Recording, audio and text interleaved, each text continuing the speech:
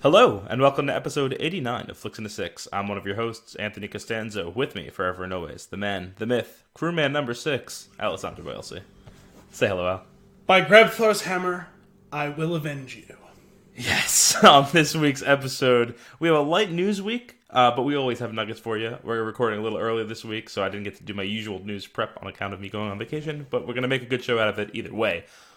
We're going to do some of that, all before diving into our Flick of the Week Galaxy Quest, but first, Al, what are we drinking? Hopefully I sound alright on this episode, because I am pulling double duty tonight. I already recorded Spinchy Sports Show tonight, so hopefully my voice holds on until the very end. We are drinking... Can't imagine a world where your voice dies out. Alright. It'll still be loud, it just won't be as Like pretty. the eternal flame. Well, I have a nice, deep, resonant voice. Well, the deepness can come and go, I guess, but... Yeah. You get a couple Boyelsi squeaks. Yeah, occasionally, especially when I'm laughing. But oh, yeah. I'm just hoping that it won't come at you gravelly by the end. You never have to worry about volume. I'll give you the volume. I'll bring the noise. The volume.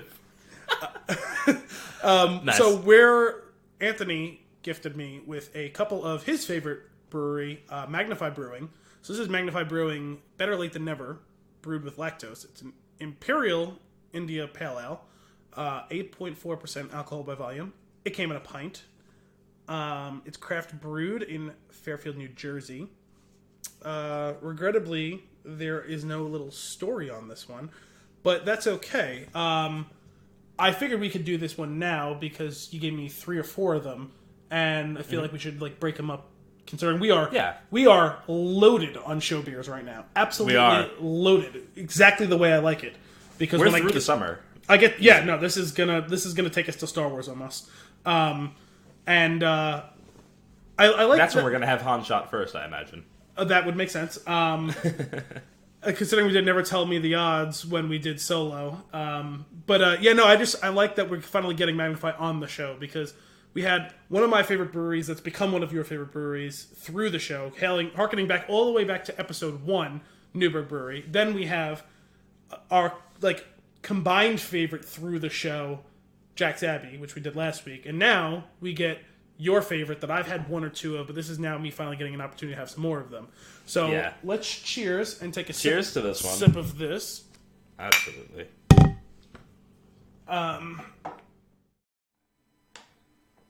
Oh god, I love their beer. I love it so much. That's interesting.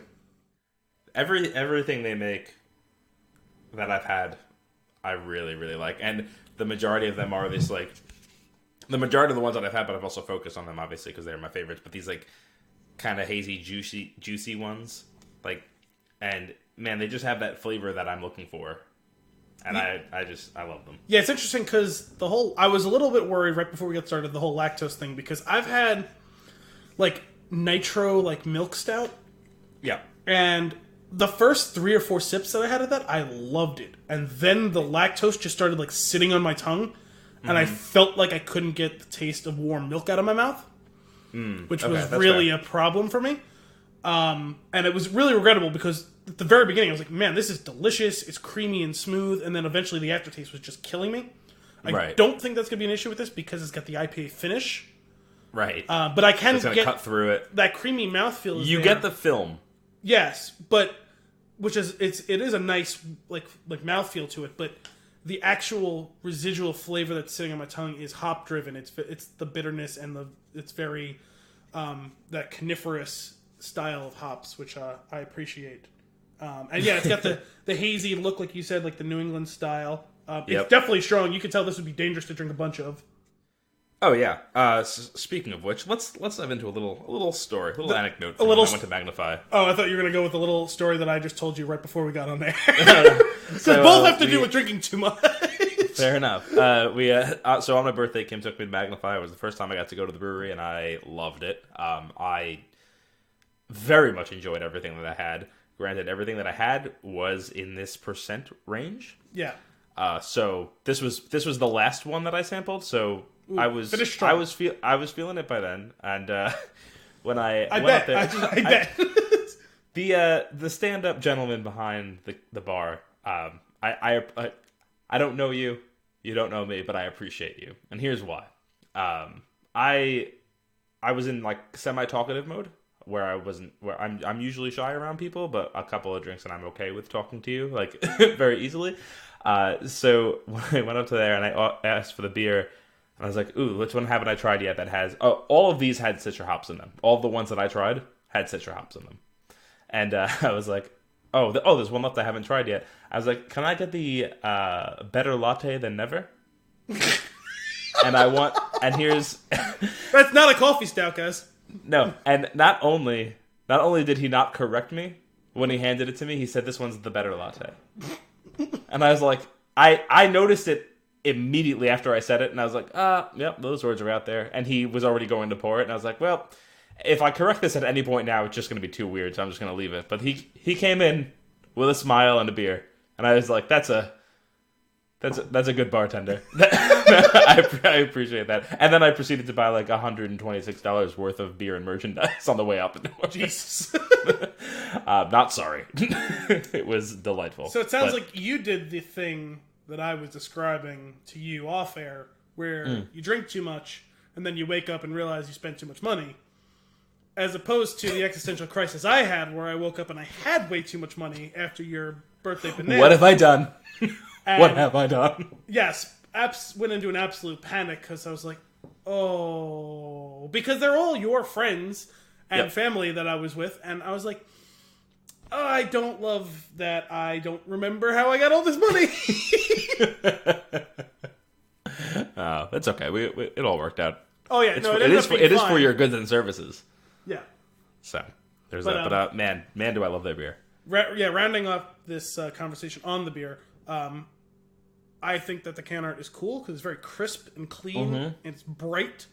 And even just like having the white background actually allows it to have some nice like the way that it kind of stands up in relief. The dark colors, very loud in the front with all the rainbow colors.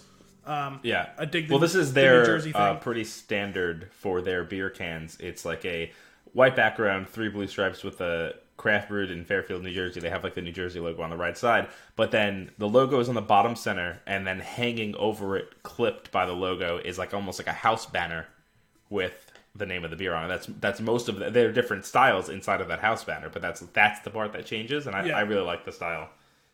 Yeah, I'm a fan. I like how they keep it consistent within the brand, and then they find a way to tweak it, the badge in the center.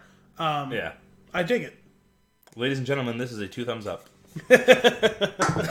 Look forward to seeing that on our Shocker. respective Untappeds. Anthony's, are you just AEJ Costanzo for Untapped, or probably it's either that or like Antwizzy or something ridiculous. Well, 2 dramatically different things that we just mentioned. It's Antwizzy. Okay. ANTWIZZY. And then FLI, then the number 6 on Untapped for the show itself. Much like the hashtag you can use if you want to reach us. Which I've forgotten the last few times, but I remembered last episode. Nice. Also, hashtag Hammer Cavill. Oh, wow, we haven't hammered Cavill in a while. Yeah. We gotta bring that back. We haven't hammered Cavill. Oh, man. Like I said, not a ton of news that I have here. I brought the news in the Nuggets today. Okay, that's good. So I'm gonna. Why don't you get off, and then we'll come back to some of these little guys that I have here. Why don't I get off? It's gonna take a little while. Why don't you? Oh my God, you haven't pulled you off. All right, let's do some quick hitters. Oh man, that's from Thor Ragnarok. If you don't get that reference, and you haven't watched that movie, you're making poor life decisions. Quick one here. Daniel Craig hurt his ankle, postponing the shooting of Bond 25. Apparently he was running in a scene. This is according to a source on the set. Sprained his ankle. It's not, at least he doesn't have the Millennium Falcon closing on it, so it's probably not a break, or at least not as bad of one. But this may slow down a few weeks. They had already pushed the release date of this one a bit. I think it currently stands at April of 2020. I forget the date itself. So hopefully this won't push them back more than a couple of weeks, and they'll still be able to hit that target date. But hopefully he's okay. Weird thing is they were shooting it in England, and they flew him to the U.S. Like, it's not like he came down with some sort of rare strain of cancer. Like, it's an ankle. I feel like they could deal with that in Britain. Right. They've never just what if it's just like this weird thing that they've never seen a rolled ankle? Like it just never happened. The most common of sports industries injuries. In sports industries. Yeah, I'm good for one of those an episode, at least. The thing is, I haven't even been drinking until now, although I had a hell of a workout, and I was worried that Spin Shoot Sports Show episode for this week, there was just going to be, like, pauses where, like, I wasn't really there. Because I get that, post-workout, like, hollow eye thing where, like, 1,000-yard stare, like, I've seen some shit type of feel. It's so similar to your drunk face. Yeah, that was something else. It's been a while since I've been that drunk. The thing is, I don't get that drunk that often because I have a pretty good constitution where alcohol is concerned. That was so after our Top Golf. Well, the thing is, we had to spend a certain amount of money there, which translated to buckets and pitchers of beer, which was great. It was decent stuff. I was surprised more at the than selection. Decent. Yeah, like. So they had local stuff, which I love when that's the case, and they had a lot of it. So like that was really great. And then when we got back, we did the growler of one of the magnified beers, and man, that's homemade ice cream, espresso, so downers and uppers. I forgot about the ice cream. Yeah, did I drink espresso? You drank espresso. It was half a cup of espresso with a shot or two of Bailey's in it. Yeah, that sounds right. Yeah, you know what? Okay. And that probably explains why I poured my espresso on the ice cream, and it was amazing. That was probably why I remember going to bed, because the espresso finally kicked in. I lost some time that night. And thankfully, all after we got back to your house. I was just afraid I made an ass of myself with your friends. Of which I know most are all... No, I guess I knew everyone who was there. At least I've met them all at least once. But I know some of them fairly well. It's fun. Crisis averted. It's okay. But anyway, getting back to the news, notes, and nuggets, I will go with another quick one here. John Williams has begun scoring Episode 9, The Rise of Skywalker, and thus has seen a substantial amount of the first cut, and he's a big fan. Oh, so good. And just like that, my anticipation rises like a crescendo in his music. I can't. This year is too much. It's too much for my heart to handle. I really hope he goes out with a bang, because this will be the last Star Wars that he scores. At least the last one he scores all of. He may contribute a theme like he did with Solo, but it sounds like he's really, really pretty done with that. Which, it's been doing it for over 40 years, so that's his prerogative. And he is rather old man now. It's really funny. I will give a little teaser for the listeners. I'm putting together a little something for Endgame that I've been working on for a bit. It's mostly just me gushing over the movie. Like, obviously, I loved it. And what I say in the opening, though, is pretty much like, I've never felt this way about a movie before, and I don't think I will feel this way again for a very long time, or until December. So we'll have to see how that plays out. But yeah, that's exciting. It's like, it's real, and also, you just got a text from me because I was responding. Did you hear a giant bing? I heard a ding. Yeah. Damn it! I thought I muted everything. Because it just reminded me that Brian texted us right as we were getting started, and I forgot to answer. That's Brian of the Spin Tune fame. And I'm responding to him because I'm remembering now. And so he was asking about the thumb scale for reviews. Fair enough. Well, hang on. The thumb scale relates to beers. Yeah, but he wants movie scale is a 10 slot, and I will be doing an article on that as well. Yeah, but he wants to do a game review using your thumb scale. That's what he was asking about. Got it.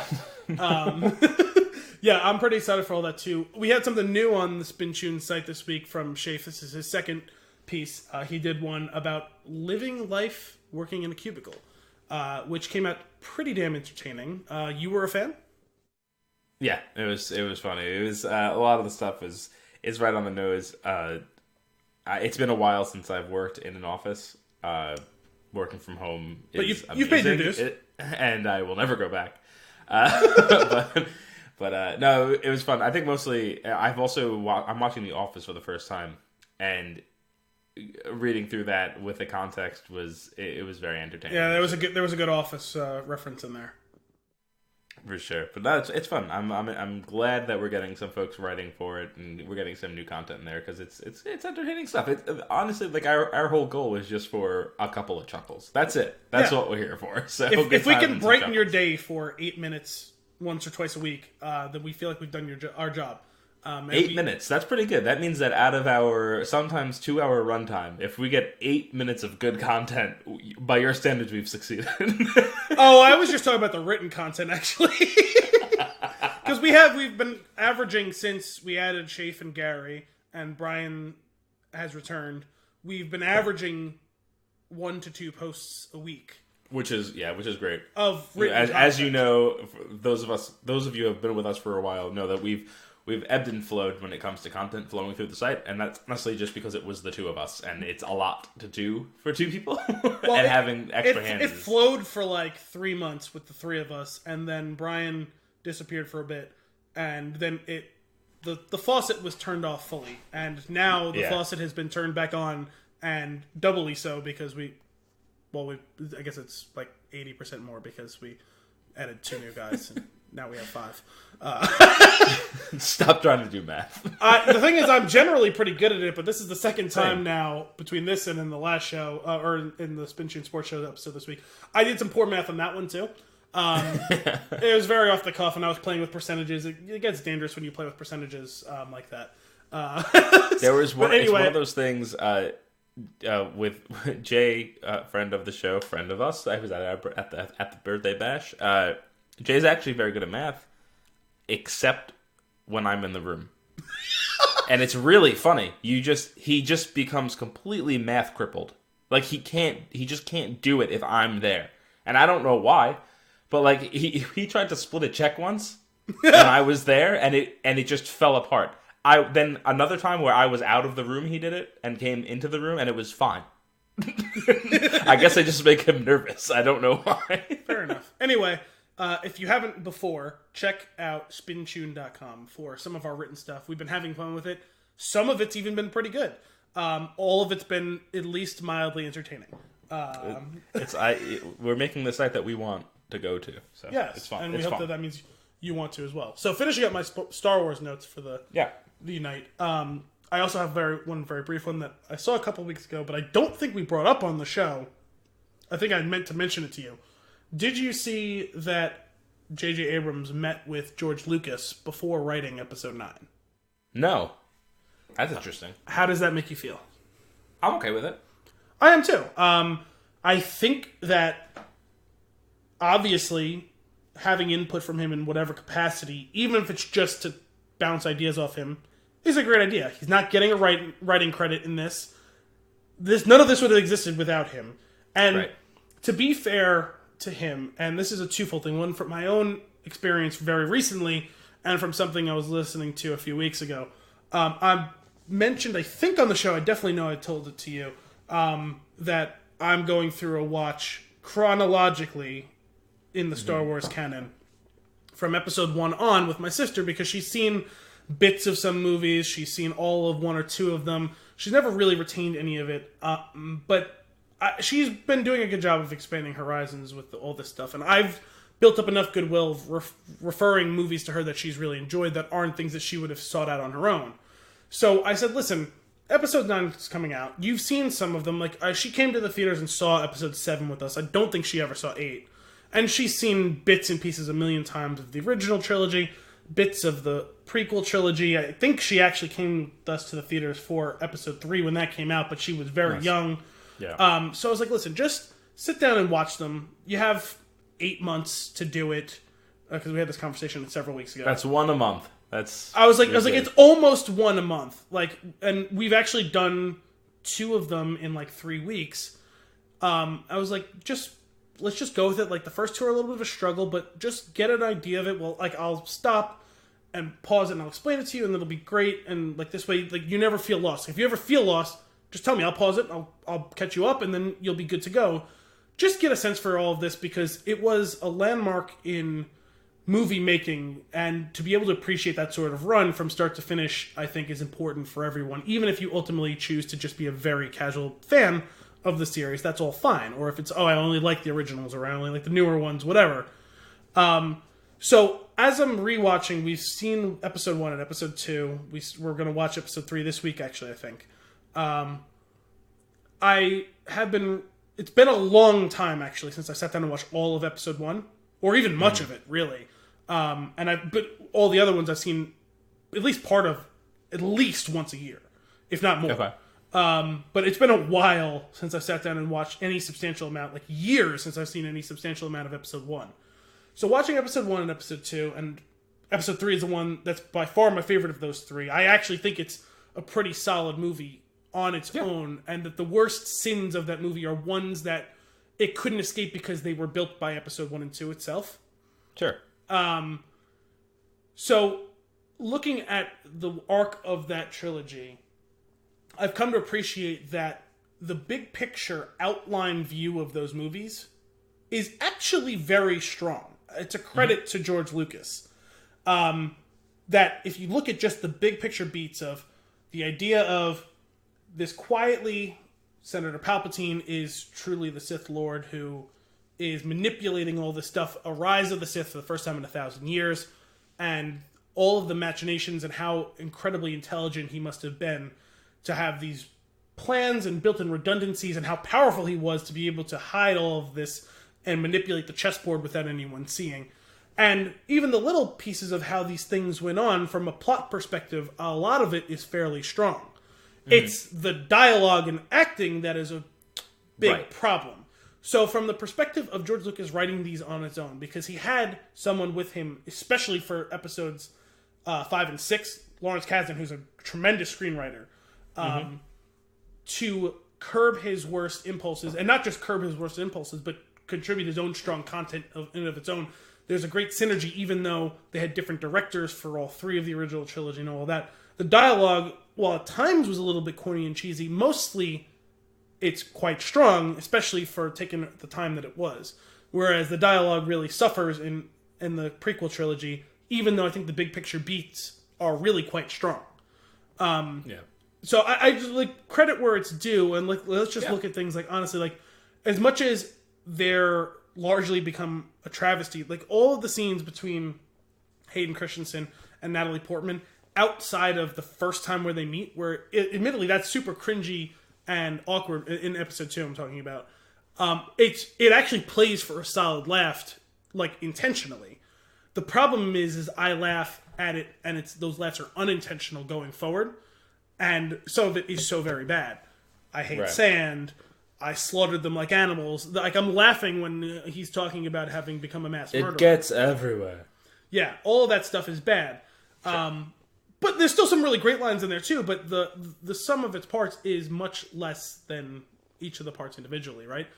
It's just not, the dialogue is really bad, but the plotting is fine. So if that's the type of thing that J.J. Abrams, sorry, this is a long detour to get to this point. All of that was a long way of J.J. Abrams trying to find out, hey, where would you go with this based on what we have, based on what you worked on, or specific character motivation stuff, especially as we get Force Ghost Luke and finishing off Leia's story, or how we're going to reincorporate Emperor Palpatine in all this thing.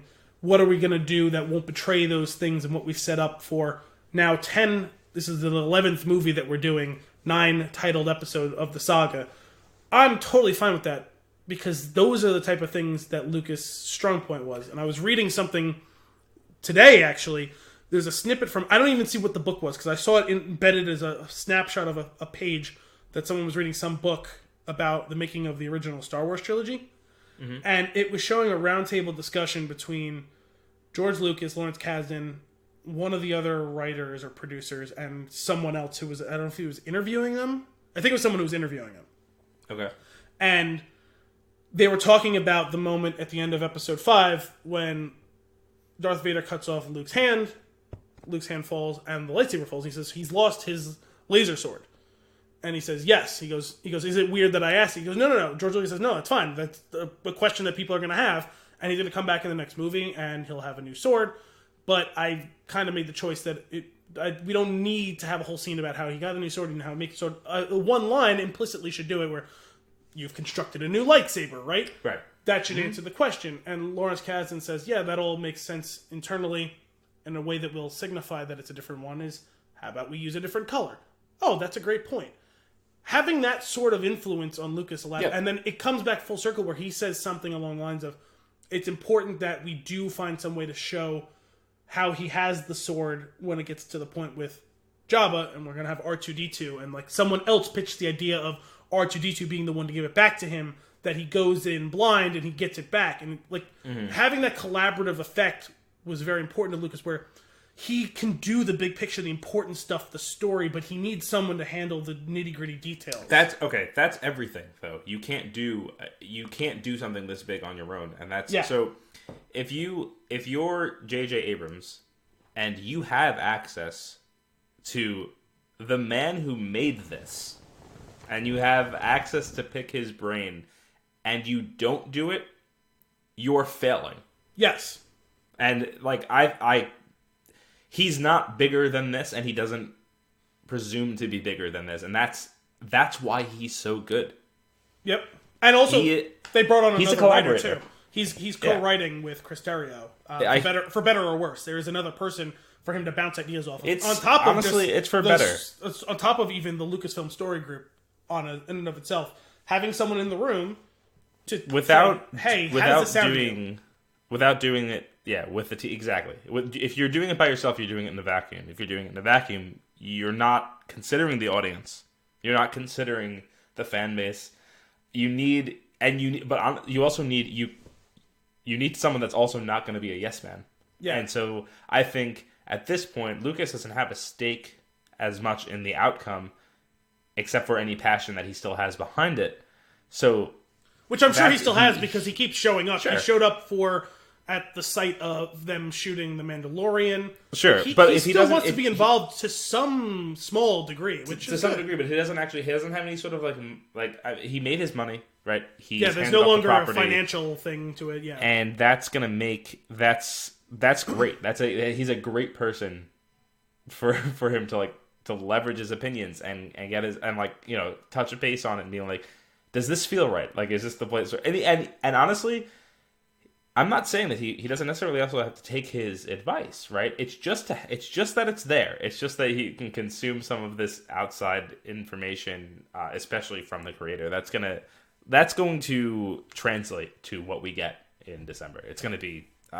I'm very excited. Speaking of December, because we need to move on from Star Wars. And speaking of December, Star Wars, Disney, MCU. We always talk about the MCU. I've got a quick little tweet here that I want to read to you that just bothered the hell out of me. This is from MCU Direct that said, the Fantastic Four team needs a definitive movie from Marvel Studios at some point in the MCU's future, says Endgame co-director Joe Russo. Needs? So, first off, it doesn't need, clearly it doesn't need. I'm just curious where you stand on, how would you feel about those characters being reintroduced for the third time? Because they did it with Spider-Man and it worked. It would be risky to try again. Well, I would say my first thing, if you hadn't said it, would have been to reference Spider-Man coming back in for a third time. But the thing is, I actually agree with that. But I would stress at some point. They don't need. It doesn't have to be in 2020 or 2021, but sometime in the next 5 years, they should be reintegrated. Maybe, they absolutely should. Phase 6. Maybe, but the point is, not Phase 4. Don't give me that shit in Phase 4. I don't have a problem with them doing it at the end of Phase 4, or maybe to open up Phase 5. But the fact is, there with the retirement of the majority of our leadership from Phase 1, with no more Iron Man, with no more Captain America, a question over whether Thor is going to be around, a question over whether Hulk is going to be around. Hulk obviously can't carry his own movie on, but if they want to continue to use him as a supporting role, that's fine. They found ways to do that and become effective later in his character's life. There's a power vacuum now. And I actually don't know whether Captain Marvel or Black Panther can fill that role, though they've been positioned to be very important, and as part of the upper hierarchy of the whole group, those two can be very effective. But I don't buy Captain Marvel as a leader of that sort of group, that the muscle of that group, sure, as an important, crucial player, but she's been of relatively few words so far. She's kind of, to a certain extent, we discussed in our episode of Captain Marvel, somewhat of a blank slate so far, which is fine. So, hang on, that's great that you say that, because this actually this ties wonderfully into the other nugget that I have, which is on this exact topic, which is AMC Theaters tweeted out, who will lead us into the next era of Avengers? And I've responded to that one. It's Spider-Man. He's still too young to be. He can be the face of the franchise, but he won't necessarily be the leader. I think he might be to some degree because he's too young. Exactly, though, and not powerful enough. No, but he's got the heart, and he has the most heart of any character in this series. And I think that there's, without these leaders like we had before, even though they butted heads a lot, I think there's going to need to be someone that like fosters the relationships, and I think his heart is going to go a long way with that. And he's going to be growing up through this, and since it is Disney, it's a Disney property now. I think letting the kid lead and letting him make his mistakes, but also bringing people together, I think that makes the character a strong role model. I think it's a good choice. I'm not saying he can't ascend to that role somewhere in the future, but the point is, right now, he is what you're describing as a glue guy. To turn it into a sports metaphor, he's a glue guy. He's the one who brings it all together. He's the connective tissue between all of these things, but he's not positioned to be an actual leader. He's not qualified to be an actual leader yet. In the future, could be. And Black Panther has the qualifications of leadership, but again, from a characterization standpoint, has been very quiet character so far. That could change with his next movie.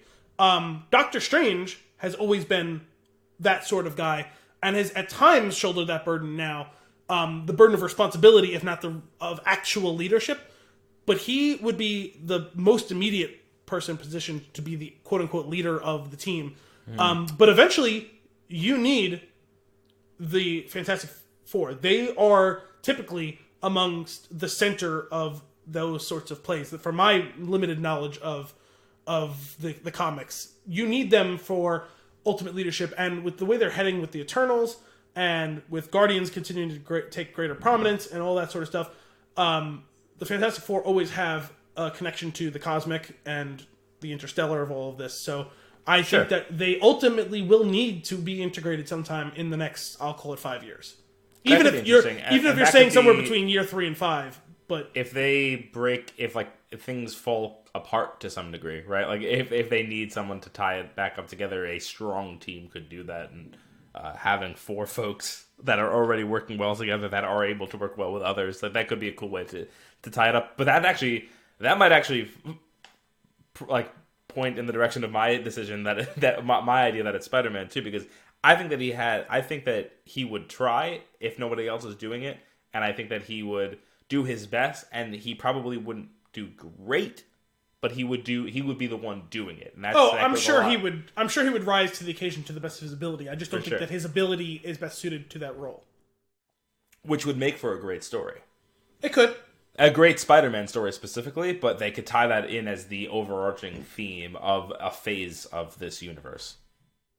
Well, the other thing is it's going to depend a lot on where the direction of the villainy that they will face in whatever future. Because whomever becomes the main villain could dictate who rises to be his equal as the leadership, right?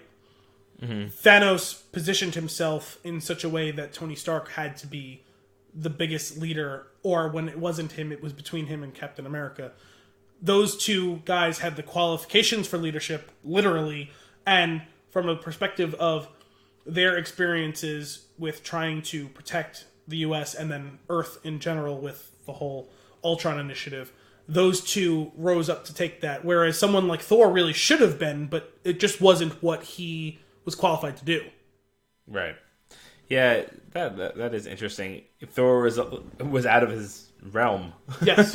which made it difficult for him.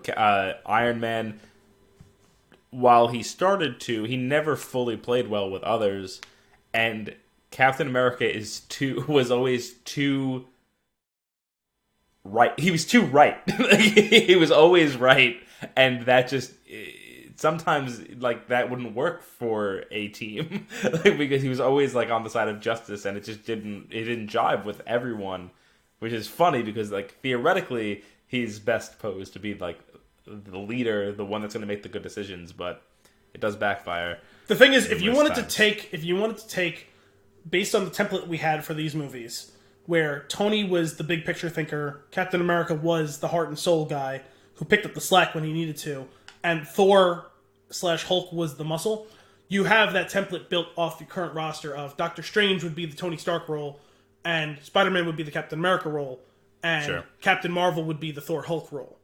Mm-hmm. I mean, that could be interesting. I don't know, we'll see where it goes.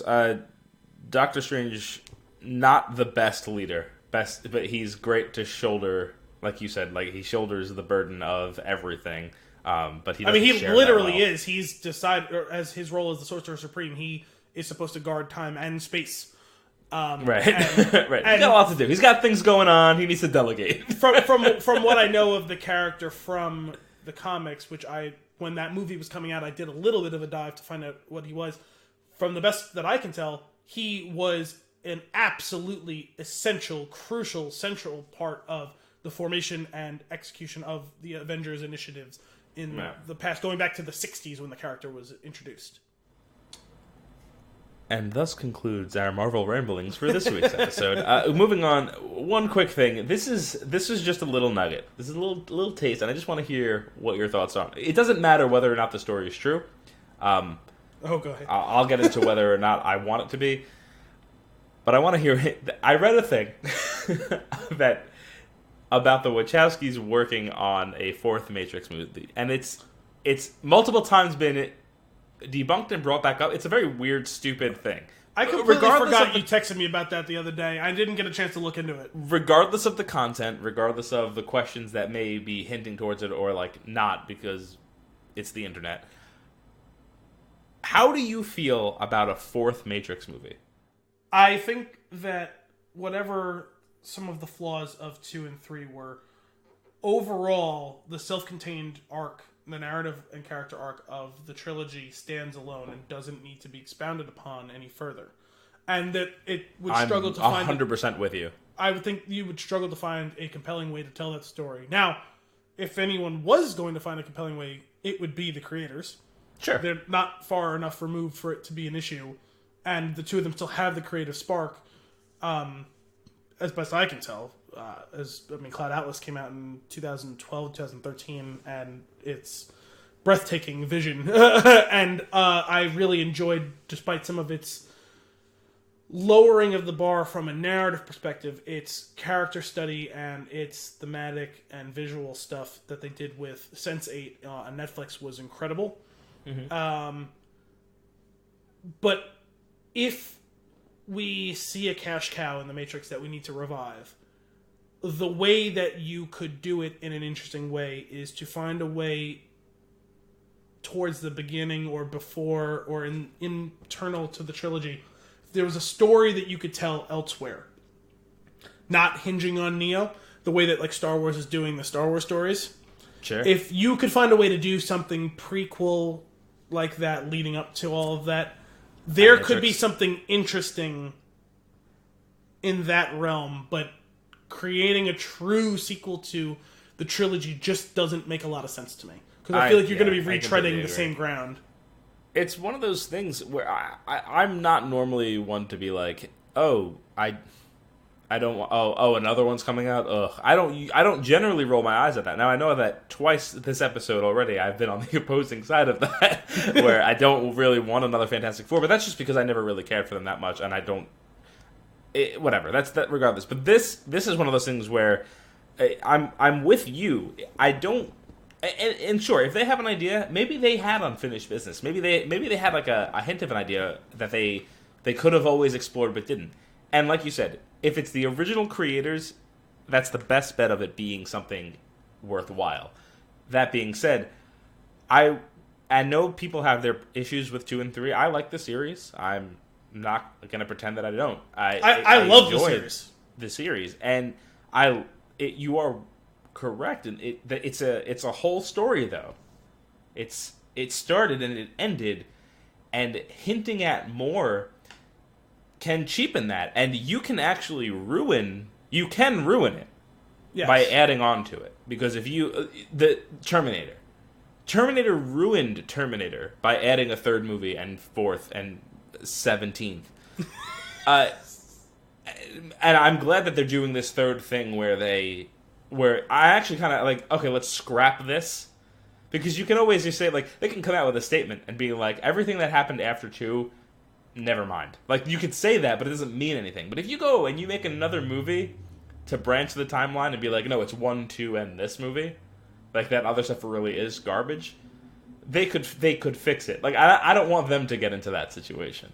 Yeah, I would just, based on the career that the Wachowskis have had, I think they've made a shit ton of money. So I don't think they have to be, like, coerced into doing this. If the two of them went to the studio and said, hey, we've been having this long gestating idea. We've always wanted to come and revisit it. We would like to do it. Does that sound good to you guys? Then I'm fully on board with it. Sure. But if this is someone dragging them, kicking and screaming back to do it, then there's no way it'll be good. Now, I would assume that it's more along the lines of, like, have you ever thought about doing more in that world? And they probably said, sure. Like, we've had ideas. That could easily lead to a rabbit hole of rumors on the internet, right? Like, yeah. But at the same, it's like, okay, yeah, obviously, like, if it's can you imagine having created that? Like, if you hate that stuff, if you hate those movies, like, if you've watched them, and you watched all 3 of them, you were clearly invested to some degree, and then at that point, if you hated them, it's probably because you didn't do it. You know? And you were just jealous. It was one of the seminal works of sci-fi of a generation. Mm-hmm. If not the just single defining works. And not just for sci-fi itself, but from filmmaking standpoint, in the same way that George Lucas defined an entire era of movie making through his sci-fi saga. They too did the same thing in the year 1999, whenever the first one came out. Right. They defined a genre. They revolutionized filmmaking itself with a lot of things they did. How many people copied bullet time going forward? And even above and beyond all of that, it stands alone and it stands the test of time. I mean, listen, some of the cell phone, like, plugged in, like, hardline phone stuff isn't going to live up, but that's a relatively small quibble. The movie holds up. My God, it's just a reboot, and it's cell phones. Yeah, no, like, if it's... and they're in and out in no time. I saw rumors a year or two ago that there was some rumblings that they were going to reboot it, and it may not even be the Wachowskis involved, or that they might just be producers. The dumbest thing I've ever heard. No, that would be a mistake. Considering I haven't seen anything concrete about this thing that you're mentioning... I'm plugged in enough sources where if there was any real fire behind that sort of smoke, I think I would have heard that there was legitimate rumblings to that. But who knows? Tomorrow morning I could see that they announced episode 4 of The Matrix. I don't know. It just doesn't seem likely to me. Like, they shouldn't unbury this. You know what I mean? When I read it, I was like, it was worded in a way that I was like, oh, this is clickbait. That's also why I don't have any more information on it. But I always love that GIF from Mad Max. That's bait. yeah. It's so, like, I just assumed that it wasn't, like, anything realistic, but it immediately sparked my interest in a conversation because I was very much curious. Like, big surprise, you're on the same fucking page as me. But like, seeing them go into that just didn't really seem like the right move. But it does make me want to rewatch those movies, like, immediately. And man, I know that brick and mortar stores are going by the wayside. That being said, I go into Best Buy probably 2 to 4 times a month just to walk around. I don't know what it is. I don't even buy anything most of the time. I just go. Like, I have a massage once a month, and it's across the street from the Best Buy, and I go there afterwards just because I just enjoy walking around. I also buy, as you know, I buy a lot of movies. I generally buy my movies in person. I'm personally trying to keep them open. So that's how I'll go there and I'll buy a movie. Granted, they probably don't make a ton on that. But I get most of my actual physical discs from there. And, man, the last month or so, that friggin' 4K Matrix trilogy has just been staring me in the eye, and it's like, this is another one of those things. It's like, how many times can I own this? and I think maybe another time. Like, I'm probably gonna get it. Like, I also do this dumb thing, real dumb, where when the higher definition version of a thing that I absolutely love, there are certain movies that I will always rebuy. The Dark Knight is one of them. It feels like your certain number is a pretty large number, though. It's, yeah. Well, The Dark Knight is one of them. Well, some of them are just accidentals. Like, they just happen. But The Dark Knight is one of those movies where, like, if a new definition comes out, I will buy it just because it is my all-time favorite movie. 16K, here we go. Yeah, when 16K comes around, you better believe that the first movie I'm going to get. No. So I always buy that. But then I do this thing where I hold on to it. I'm like, okay, I'm going to watch this in the perfect setting and situation. Right? And then that time never comes because I don't make that time, and then it just sits there, and then then 4K comes out. I'm like, son of a bitch. So then I got all of them in 4K, and I'm doing this. I'm doing the same thing. I really want to watch it, but I'm not watching it. What is wrong with me? Well, the thing is, I go through some of that too because my collection is not nearly as exhaustive as yours is, and sure, we only have a couple of things that are repeats of where it's like we got like widescreen or full screen DVD in like 2002, and then bought a Blu-ray. Like there's a couple of things that's sure the truth of, and I mean I'm literally saying like 6. And there's a couple of things that's like, oh, we rebought it eventually as a Blu-ray because we had it as like a VHS. But I don't sit down and watch a DVD or Blu-ray very often because typically the things that I really love, a lot of them, there's some way that it'll be on a Netflix or it'll show up on TNT or whatever. Like I still have DirecTV, so like I watch TV on a thing. So like I've seen bits of The Matrix at least once a year. Because it's on TV eventually. Sure. Lord of the Rings is on TNT at least 2 or 3 times a year. I catch parts of it.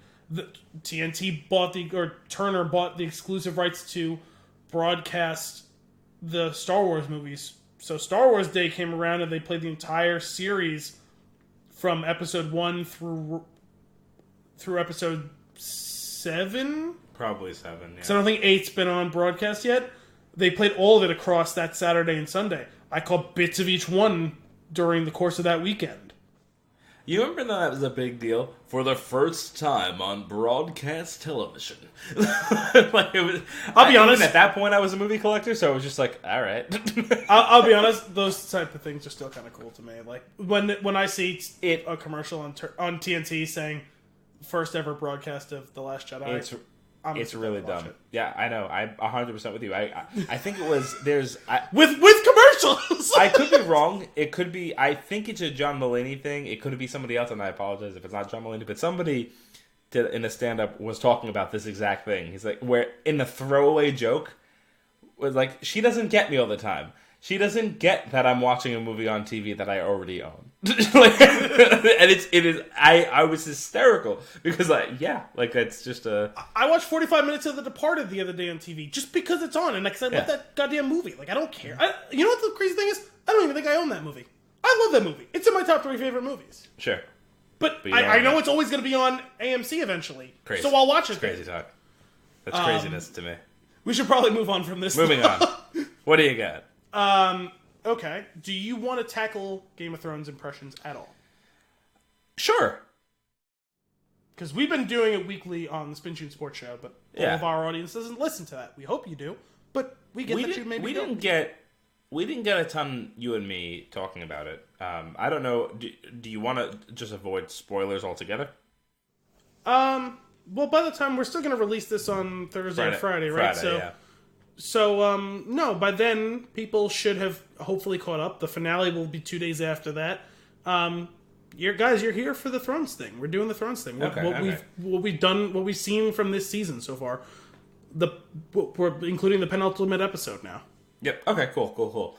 I liked the last episode that aired. I liked it better than the one that came before it. Okay. That's fine. I think it's it's on the same-ish level.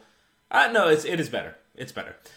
It's significantly better than the Battle of Winterfell. Here's the thing. I feel like they cheapened that threat of the Night King. I just think it was over so quick. It was so fast. It almost didn't have...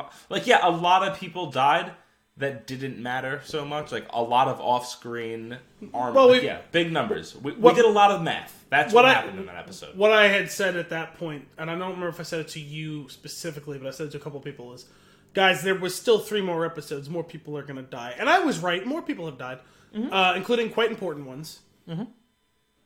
And but I'm guessing a few more of them are going to die on Sunday, too. It's almost like there's always been, there's been the two crazy, the two main things that are happening, right? There's been the battle for the throne with the looming threat of the White Walkers and the Night King.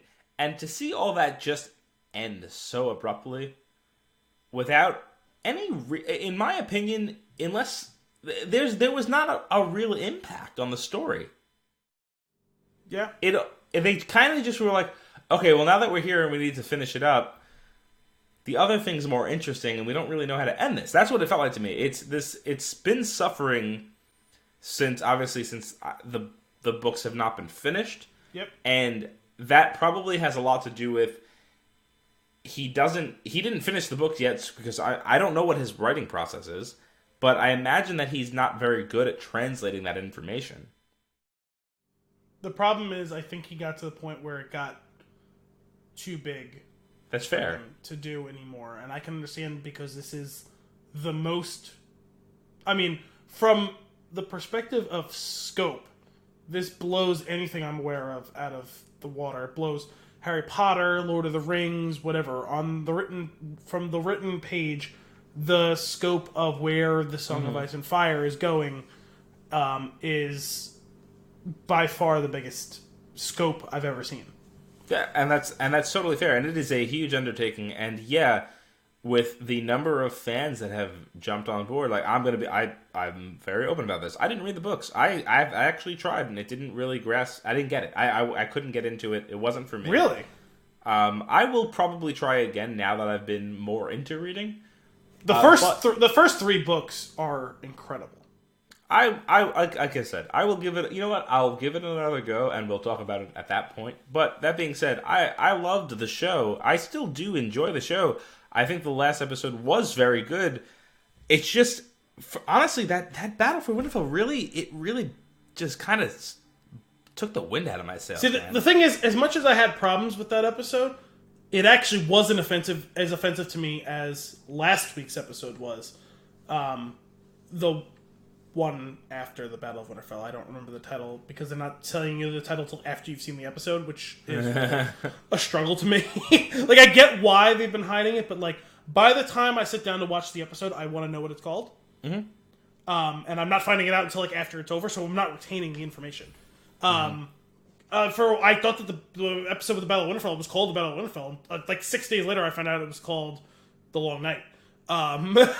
Yeah, exactly. Anyway, no, the Battle of Winterfell, as much as it had its problems, a lot of them felt like minor gripes to me, because I kind of felt like this is where it was going. Or maybe fearing this is where it was going, so I felt a certain level of preparation for it. And it's undoubtedly suffered since they left what's already been written by Martin. But the biggest issue really is Martin's lack of involvement on the show. He always was a hands-on executive producer through the first 4 or 5 seasons, and was a co-writer, and specifically would write one whole episode every season. Typically picking one of the most important ones. He hasn't been involved at all since, I think, season 5 was the last time, and even then he was starting to back away slightly, where he was... I don't think he wrote an episode. I think he was just there for, the producing aspect of it, where it's hey, George, what do you think about this? And season 5 was the first season where the issues really started to crop up. and I don't think he's had any even hands-off, like, there might have been, like, a call made or whatever, but, like, he's, like, from the best I can tell, has not been involved in any way, shape, or form in season 6, 7, and 8. So I think not having his, like, guiding hand on the tiller is caused there being an issue. Like, that they're flailing in the dark. And for whatever reasons, I think they just want to get it done with. And I'm seeing a lot of people are like, oh, like, Star Wars is going to suffer for this, that Benioff and Weiss going.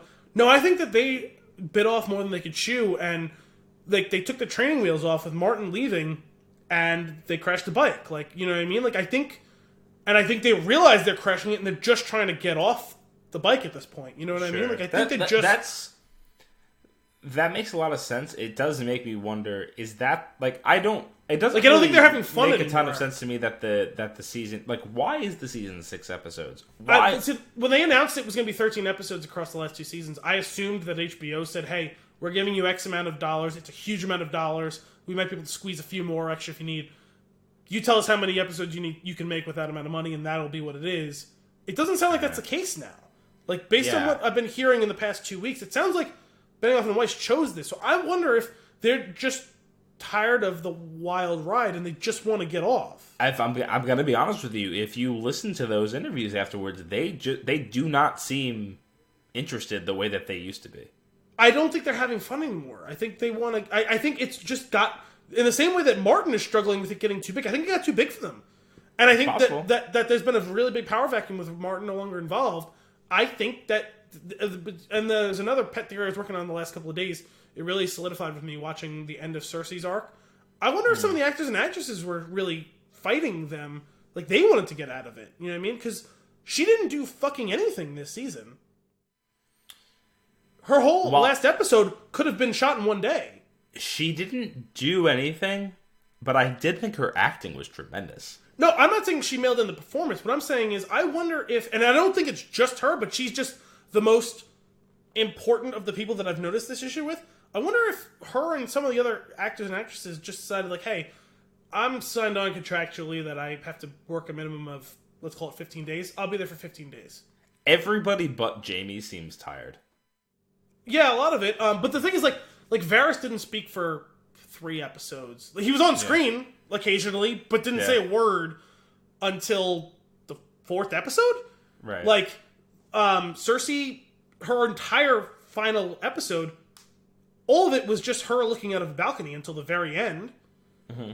Like, she could have honestly shot that episode in one day. Just her work could have been one day's shooting. Yeah. And she wasn't in the last 2 episodes. Very strange. It's been weird. That being said, seeing the turn, I understand what they were trying to do. They were trying to make it like abrupt, make you be like, oh my god. But to this point, but what they did, unfortunately, though, for at least for me, they made me hate her for the last couple of episodes. Yeah, I know, but if they put me on the fence for the last few episodes and then did this, I think it would have been a much bigger impact. But I already hated her at this point, and I knew she was no good. Well, the problem is this destination has been teased even since the first season. Yeah. And I'm totally fine with them getting there. But the problem is, as with all the things they've been doing for the last couple of years, they fumbled the execution. It's a crying shame because it is unfortunately that, again, they've done some really great things in the past. They may do something ridiculous that rectifies a lot of this in the final episode. I'm not going to put that past them. They might be playing some of this close to the chest where and we might find that the flaws that we've been seeing, the things that we've been unhappy with, will all be paid off by some incredible ending.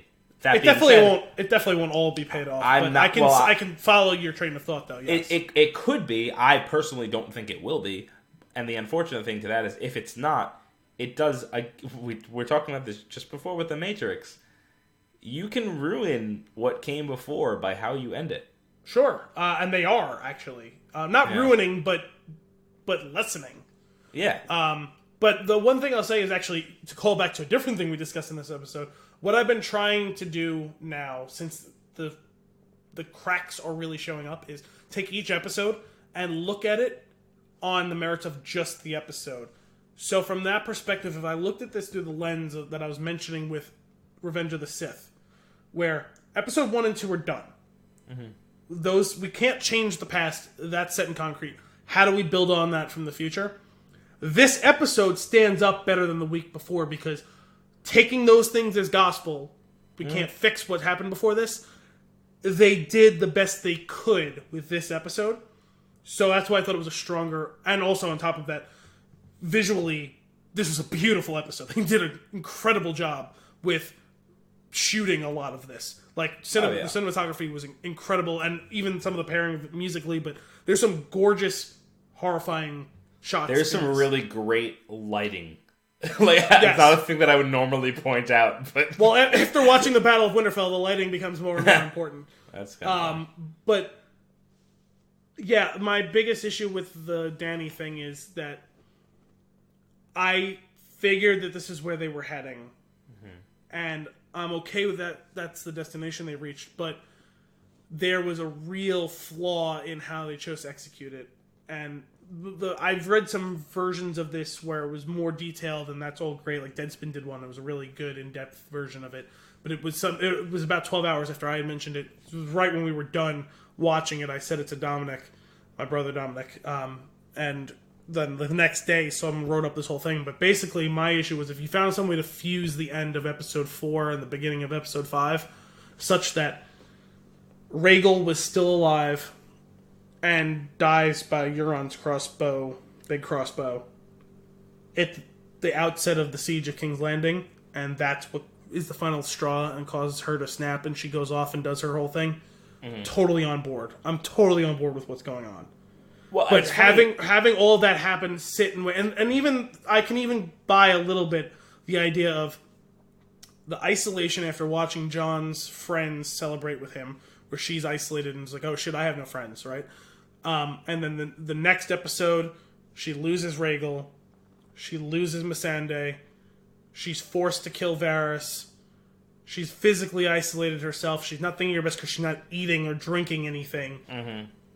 As these series of events unfold to get to the point where she just finally snaps, I can even get on board with all that. But even in that, the execution is poor, where she's sitting on the back of the thing listening to the bells for 90 seconds before she goes off. You know what I mean? If we had gotten a moment there where she had committed to her action of, fuck this, I'm blowing everything up, and then the bells ring at the last second, and she's just like, it's too late for that, I could even 90% get on board with that. But sitting and contemplating it for an extended period of time, and then just deciding to go, Yeah, I think that probably has a lot to do with it. Is you have to fill in the inner monologue that's happening at that point. Which, when I think more about it, I'm less frustrated with that portion of it, because the way that I saw it, which I'm going to go with because it's the only way that makes me okay with how it went down, was that after all of this, after the ridiculous journey that she's gone on for this entire time, she won, but she was completely unfulfilled by it. Yes. And that being like, and her realizing it, coming to grips with it, and knowing the power that she has, seeing her become her father, very cool. I think that's a cool concept. Again, the execution is clumsy to some degree, and I think it's because that is me filling it in to justify it. The problem is it strikes me as like the bully kid taking his ball and going home. Yeah, 100%. Except by taking his ball, you mean dragging, and home, you mean decimating the entire country. Yeah, by taking his ball and going home, I mean taking the lives of everyone. Full-blown genocide is what I meant. I wonder if anybody's laughed at the word genocide before. Not often. Guys, come join us on Flix in a Six. We laugh at genocide. Fictional genocide, it's okay. And that was the last episode they ever recorded. Flix in a Six, a memoir. Can we do the... Where's the AMC in memoriam music? Where they do a Where Are They Now? It's amazing how one line can ruin your entire enterprise. Yeah. It was 7 days in hell. Yes! I just listened to the Will Forte episode of Armchair Expert. Excellent. And they didn't even talk about 7 Days in Hell, but just thinking about him, his delivery of that is perfect. It was 7 days in hell. It was 7 days in hell. You should call this. You should call that. Okay, was that enough Thrones, or is there anything else you want to discuss? The thing is, we only scratched the surface, but we could probably do an entire episode on Thrones. Yeah. Let's just leave it there. Let's leave it there. I think we'll probably do a fuller wrap up next week, right? Yeah, let's do a bonus episode or like an extended episode next week where we finish. Where we review Game of Thrones as a whole, maybe. So, like no news and nuggets unless something earth-breaking happens. Or like and we'll focus on It's just going to be Thrones and movie. Thrones and movie. Let's do that. Do cool. you have anything else? I have no more. No. Because I have one relatively quick one, and then one that might take a few more minutes. Give us the quick one. Let's go with the quick one. I will read you a headline. George Clooney told Ben Affleck not to play Batman. Okay. Well, the only reason that this really caught my eye was because it reminded me, especially with us just having done Batman, 89 Batman last week, it reminded me of the ominous warning that Jack Nicholson had given to Heath Ledger, where like it's going to ruin your life, and it ultimately did. So he was like, this is going to ruin your life. The other one was like, this is going to ruin your career. Yeah, that's the only reason I really bothered to bring this to my mind, was just kind of the mirror of that I found interesting.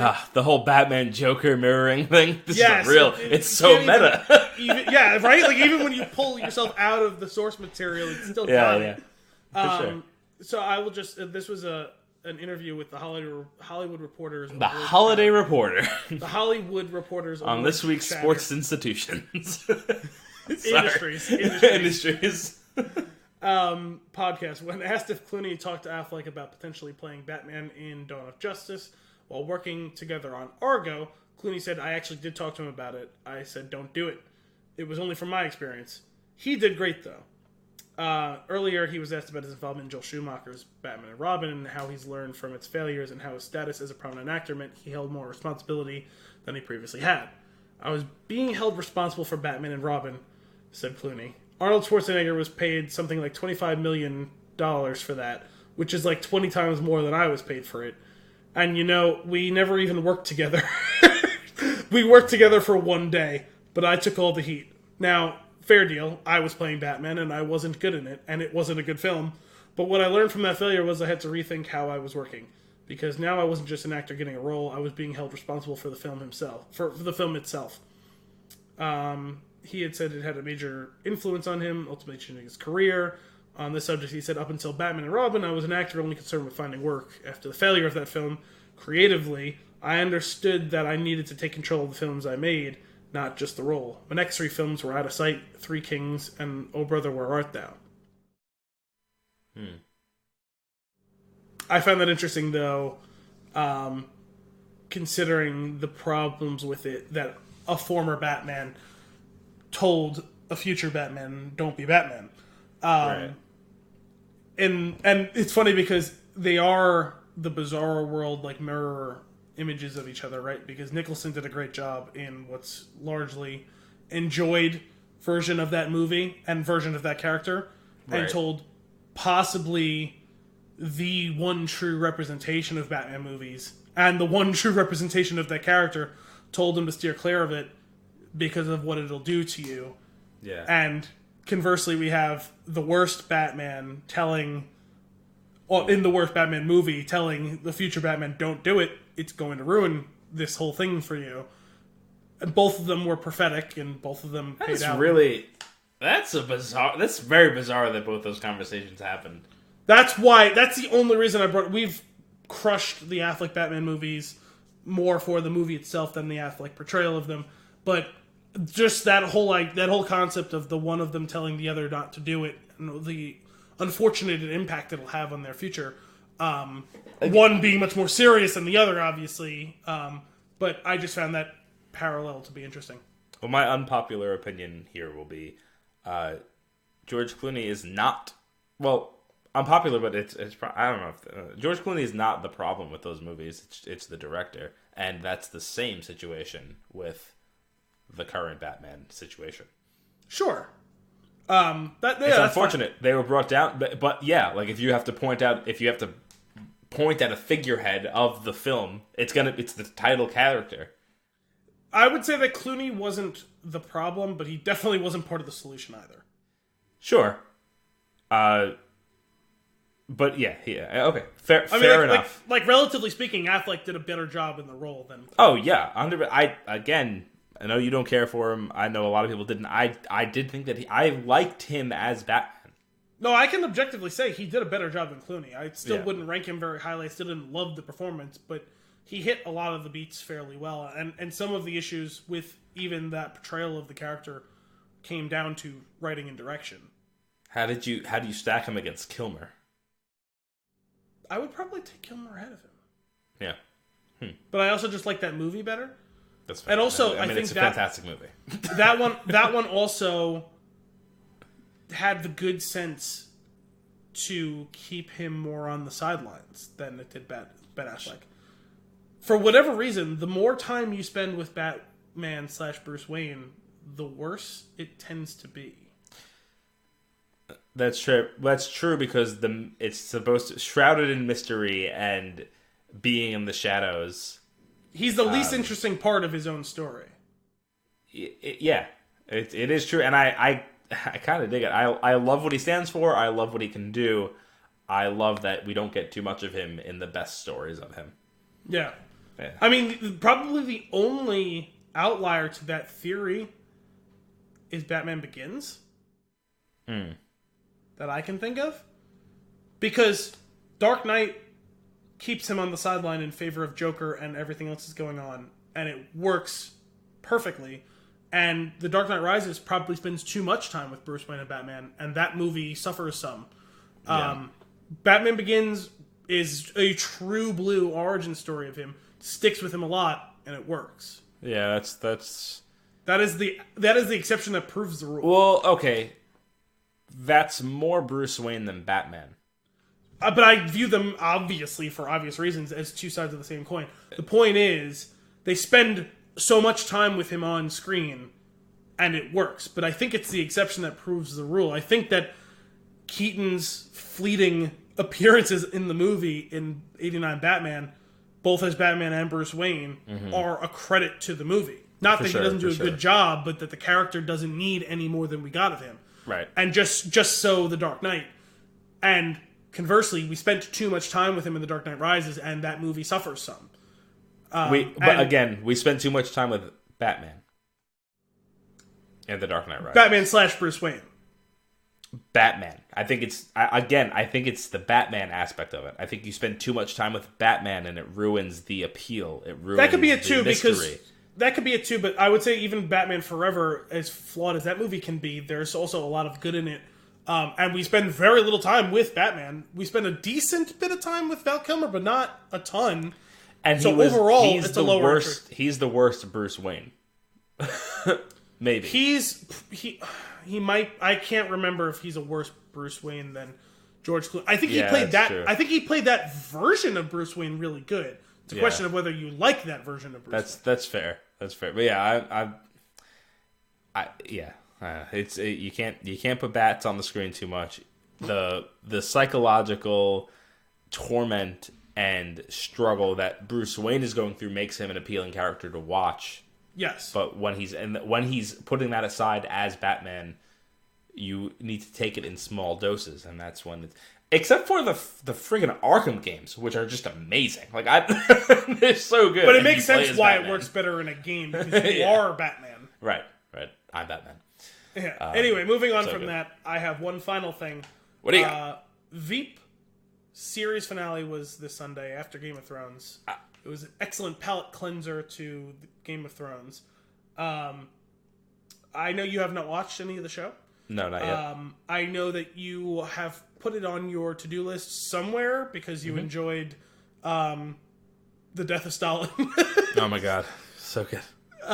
Both from Armando and Iannucci. But the Veep finale was really good. The final season, though it suffered a bit from some of the brevity issues of the final seasons of Game of Thrones, because they cut it to only 7 episodes, it felt just more like the occasional strain than an overarching destroyer of the thing. Okay. And it also played entirely the opposite direction of the way Game of Thrones went, where last season I didn't love Veep and I was concerned about this season. This season was really good. And the finale, actually, I had mixed feelings about. It was an extended episode. It was 48 minutes by the actual quote-unquote runtime that was, like, officially on HBO, so realistically it was, like, maybe 42 minutes long or something like that. And the first 30 minutes, I was like, are they going to be able to get it all done? And then they just do hard pause, time jump for, like, 5 minutes. Time jump again, big time in the way that the end of Parks and Rec did, but only for like 5 or 7 minutes. Wow. Okay. And it's fucking flawless. Really? Okay. Yes. See, that makes me very excited. That's a chilling review. That makes me want to really go get to this. This season did so much better job than last season of bringing everyone back together, including the far reaches of this extended cast, which got very big at times with some characters that would pop up for 2 or 3 episodes, be really important, and you never really see them again, and maybe you see them for 5 minutes at some point. Everyone got a chance over the last season, and doubly so in the finale. They all came back really for like one bit or one scene or one line even. They crushed it, like knocked down all the pins as they had to go. That's great. That's awesome. Great show. I loved it. The finale, I don't know if it stands up to a Breaking Bad finale, but it's in the second tier. Oh my god, that finale. It stands up to like the second tier of, yeah, they did a really good job. It's not perfect, but it's also not like Seinfeld or Dexter. All right, I'm going to have to try and get through that before Emmy season. I mean, you can really kind of crush that show pretty quickly. It's 7 seasons, but the first 6 or 10 episodes, and it's a 26-minute comedy or whatever. Okay, see that's good. We'll need something after when we finish The Office. That'll probably be the comedy that we go to. Yeah, you can crush that one pretty quick. Okay, I'll make a point of we want to see that before the award seasons. That'll be the big selling point. Yeah, I'm sure it'll be nominated for a bunch of stuff. Oh yeah, for sure. Sweet. No more news and nuggets? Nope, that is it. Shall we dive in to our flick of the week? Galaxy Quest. My God, do I love this movie. Okay, so this is one of my... It's funny, I was talking to Kim earlier today. I told her, I was like, we're recording tonight. We're going to do Galaxy Quest. And she hadn't seen it. I didn't realize she hadn't seen it. I was like, really? I was like, it's one of my favorite movies. And she goes, and I haven't seen it. She was very disappointed. To be fair, you have a lot of, it's one of my favorite movies. As do I. That's true. Shocking revelation to find that not in my collection. Don't understand how or why. Really? I was almost certain that I had it at least on DVD, but I don't own it, and that's a mistake. So I'll have probably to VHS somewhere soon. Let me read this IMDb synopsis for you for Galaxy Quest. The alumni cast of a space opera television series have to play their roles as the real thing when an alien race needs their help. However, they also have to defend both Earth and the alien race from a reptilian warlord. That's pretty great. What that doesn't captivate, though, is really what makes this movie genius. And that is just... how ridiculous it is? It's absolutely ridiculous. And the first note that I was rewatching it, the first note that I took down was, this genre is dead. And then I tried to figure out, why is this genre dead? And then I realized it's because it's the last 90s movie. This is the last 90s movie. And it's amazing. I don't care. Like, I'm not going to stand for not liking this movie. This movie is fantastic. I adore it. It is laugh out loud funny. I'm hysterical the whole way. Tony Shalhoub, like, just, oh my God. He's amazing in this. Well, the funny thing is, this movie came out in 1999. Yep. And I probably saw it for the first time in 2000, 2001. And so I didn't appreciate that Tony Shalhoub was playing a burnout stoner actor the first 15 times I saw this movie. And now with the context of being an adult, I understand that that's what was going on there. He's so great. He's so So my appreciation of the role has only improved with age. Yeah. Oh my god. The movie's hysterical, and the timing of this was actually just perfect. This is the reason why I popped into my head to do tonight. I was listening to the latest episode of Armchair Expert, and Justin Long is on it. And oh, really? And when it saw it pop up and I saw Justin Long, the movie started flipping through my head of things that he was in. And when Galaxy Quest came into focus, I was like, oh my god, we haven't done that yet. I was like, I could swear, we've talked about it so much. We've actually brought this movie up a ton of times on the show, but we never actually did it. And I went back to the Spin Tune and I was like, Galaxy Quest, like separately, like just trying to make sure that like there wasn't like a goofy title that you did that made me miss it. But I had to scroll through, and the funny thing is there was maybe 2 or 3 episodes where it took me a minute to remember what it was that we had done because I couldn't actually interpret the title. But it only took me about 5 minutes to go through all the titles, and I felt pretty confident that we hadn't done it. But. No, this movie is so much fun. It's funny because I've done the same thing a couple of times, thinking about it. I was like, have we actually done an Ex Machina, or do we just keep talking about it? Right. Now, what's funny? Now, other than the entire movie, overall though, it is a good movie. Yes, it's written it has way better than it has any right to be. Right, for being a parody of Star Trek, and being a parody of the real life folks behind the movie, and twisting that into some reality. It should just be silly. It shouldn't be good. Yes. But it's a good movie. It has a good arc. They have a good storyline. There's pacing. People that have gotten I don't understand how movies have gotten pacing so wrong when this movie gets pacing so right.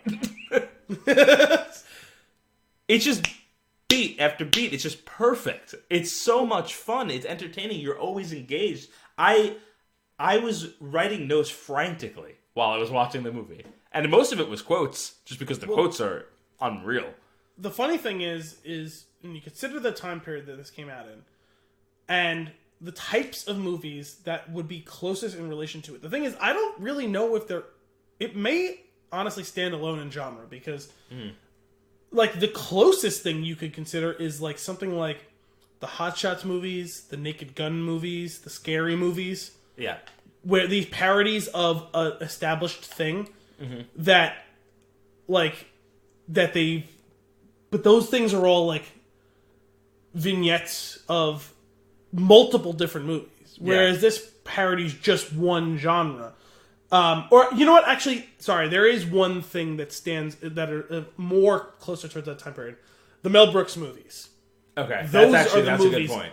Yeah. Those are the things that are the most close to the style of movie this is, right? Where it's Galaxy Quest is to Star Trek as Young Frankenstein is to Frankenstein. Or Robin Hood Men in Tights is to the assorted Robin Hood movies. Absolutely. Oh my god, we need to do Robin Hood Men in Tights. And since then, the only thing that's anywhere near this, and it's even that's stretching the bounds of this definition, are the Jump Street movies. Okay. Yeah, Which, you're right. But it's like a fusion of reboot and parody. Yeah, but it's also that's right. It has the reboot vibe. It's also post the 90s. This was the last time you could do this movie because it was 99. There is just a thing, and I don't know technically what it is. You can't replicate this movie today. No, but that's the thing is, I can come up with 8 total movies in the history of the world that belong in the same category as this, and they come so few and far between, and 2 of them are made by one set of filmmakers, and 5 of them are made by one filmmaker, and then there's this movie. You know what I mean? There's Robin Hood Men in Tights that's doing Robin Hood, there's Spaceball that's doing Star Wars, there's Blazing Saddles that's doing Westerns, there's Young Frankenstein doing monster movies, you know what I mean? That's it. That is the only thing that really fits this genre. Yeah. You're absolutely correct. I would be my dream if I could become a filmmaker and pull this off today. That I feel like that would be just amazing. Well, the thing is, the other movies often, and I do think actually there's a certain aspect of the scary movies being underrated for how cleverly they subvert a lot of the stuff, because they can be easily dismissed because a lot of it just comes down to vulgar, like, toilet humor stuff. But there are some diamonds in the rough with those movies. Well, the mistake there, though, is that Scream in itself was meant to be a parody. Yes. And that it makes it hew too closely to that whole thing, right? It almost was unparodyable, which is why they left the Scream aspect way behind and said, oh, we're going to do other sorts of movies that come out, and it won't just exclusively be horror movies that we're making fun of anymore. But this doing real life good satire parody it requires a level of intelligence that's hard to replicate with a lot of other things, because you have to have an intimate knowledge of the thing that you're satirizing and have something new to say about it. Right. Otherwise, you're just making a cheap copy of it, which is what a lot of those... The movies that try to emulate the scary movies or the Naked Gun style of movies, they don't have the intelligence behind them, so they become this really cheap, bad, you're lucky if you laugh once or twice thing in it. Right. It's almost like, in this case, it's almost like they had the idea of a good movie and then realized how well it played instead of being a drama as a comedy. Right? Well, the only way this movie gets made is because they could get a good cast and an excellent... That is true. It is an A-list cast, and speaking of... We'll get deep into that cast because it is a tremendous one. But yeah, it's just... But if this script didn't hold up, it never gets made. No, absolutely not. And the script is great for multiple levels. One, it does the sci-fi movie, the space movie with battles and like different races, and like it does that really well. It on the other side of it, it explores characters really well. They're all very real characters to some degree, right? You have Peter Quincy Taggart, who is he's so involved in this thing and kind of hanging on by a thread, even if he doesn't realize it. Like, he's washed up. He's basically a laughingstock to some degree. But he's thriving on the few fans that are left of the show that's been dead for a long time. Then you have this remaining band of actors that can't get work because this was the last thing that they did, and they haven't been able to do something good since then. So, like, they're in that same boat together. You have just Alan Rickman, man, who his character, Alexander, is a washed up thespian. Like, he used to be, like, at one point, what does he say? At one point, I played Hamlet. He goes on his tirade. And then what's the pilot's name? But he's like, oh, here we go. As they're talking, as he's like giving his Tommy? Tommy, yeah. Tommy, how you've grown. As he gives his his whole spiel about, like, basically his "I could have been a contender" speech.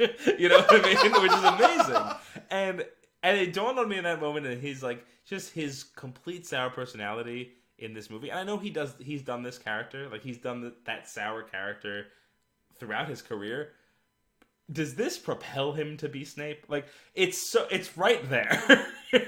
He's pulling it off in these scenes, and it's there's shades of Keaton and Birdman in this role, where like I could see that being like a direct influence on that role. Oh my god, it's so you know what's funny? He has the makeup headpiece on the whole movie. The entire movie. Until his hair is poking out at one point. The thing is, the fight. The first one or two times I saw this movie, which again, as I said, was like 2000, 2001, 2002, somewhere around there. Like, I was 10, 11, 12 years old. I was really confused about the headpiece thing. Mm-hmm. I didn't know if it was really a part of his head, because we get fucking aliens in the movie. Yep. So it's like, is he like, am I missing something here? Until I finally saw his hair poking out, I was like, yeah. Oh, he's been committed to the bit. He's been Daniel Day-Lewising this fucking thing from the start. Oh yeah, absolutely. Oh my god. So we get early on. We get a very young Justin Long And man, he plays super dweeb so good in this, and he looks like he's 6, and it's so great. good in anything. What did you say? He does that role so good in anything. Oh yeah, he's it's awesome his only move. It's the version of the Seth Rogen dice roll in acting for him. Yeah, I love him so much though. He's only got one move. But man, but right out of the gate though, like I said, I mentioned the pacing is quick. Right within the first 15 minutes of the movie, we understand the relationship these characters have with each other. We meet aliens. Which is aliens. We meet the Thermians, and in the first instant where you meet them, and you as the viewer kind of know what the movie's about, you know where it's going. They're playing aliens so well. Their body language, they're speaking like it's amazing. The first time they speak, we need your help. Like it's so over the top. but it's so if you want to talk about body language, it's specifically the way they run. Oh my god, yeah. With their arms kind of like straight. But more importantly, with their arms moving with the same side leg. Yes. Completely flouting everything we know about walking, where your offside arm moves with the stride of your other leg. They just pull off not understanding how to be human in a human body so well. When he says, I'm looking for my other shoe, help me find it, and they all just start looking around the room. They're like, one of them's looking at the ceiling, one of them's looking outside. It's great. It's so well executed. Oh my god. But the way they speak. And all the people that they cast for those roles, like, they stick to the bit throughout the whole movie. Oh yeah, 100%. When they actually, this is a funny anecdote. They talk to him. He thinks that it's a gig, right? Because he's been booking gigs where he makes appearances throughout, like, for the past 20 years or whatever it is. And they show up at his house right before the scene where they show up at his house, and he's watching the TV and he's reciting lines from old shows. He's got a bottle of Glenlivet, and this is completely unrelated to Galaxy Quest. But anytime I see a bottle of Glenlivet in a movie, I think of The Mummy. Do you think of what? The Mummy. Okay. There's it's a complete throwaway scene. There's no reason for it. I can't remember Rachel Weisz's brother's name in the movie, but he's a great character in the movie. And there's a scene where he's rummaging through the heavy guys, the smelly guy, who they call him Smelly numerous times through the movie, his bag, and he pulls out a bottle of Glenlivet, and he yells out, "Glenlivet, 12 years old." He's a smelly bugger, but he had good taste. And for whatever reason, anytime I see that bottle, that's what I think of. And like clockwork, when it showed up on the screen, like I just recite it for no reason.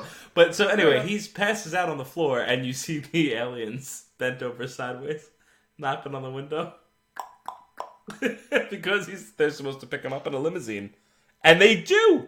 They get a limo to pick him up. It's great because he takes it all in his cynical, I'm hungover and or drunk at all times way. Takes everything literally. Oh yeah, whatever. And so they take it even more literal. Like, oh, you need a limo? Here you go, limo. The way they take everything so literal is just like it's the whole Drax thing. Yes. Yeah. Oh, nothing would go over my head. People are extremely literal. Yeah, nothing can go over my head. I would catch it. I love that line. But yeah, so he's hitting on the girl in the limo, and he's like, "Hey, what's up? What's your name?" And then, "What's the matter? She doesn't talk." And I think Malthazar goes, "Her translator's broken."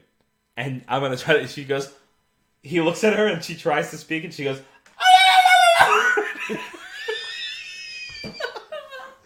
Like I said, committing to the bit. That's what's the thing, because they're so self-aware as they're making it. I think that's what that must be what makes it work. That they know exactly what they're doing. Oh yeah, I mean, like they all completely own it, right? Like they're here doing the thing. Like this is the movie we're doing. We're not no one's gonna mail it in. Like the one who comes closest to like mailing it in are like Alan Rickman and oh my god, why did I just blank on her name? Sigourney Weaver. But it's because their characters are mailing it in. Exactly. computer, show us the historical documents, you know? Can you stop I have doing to that? be It's here. getting really annoying.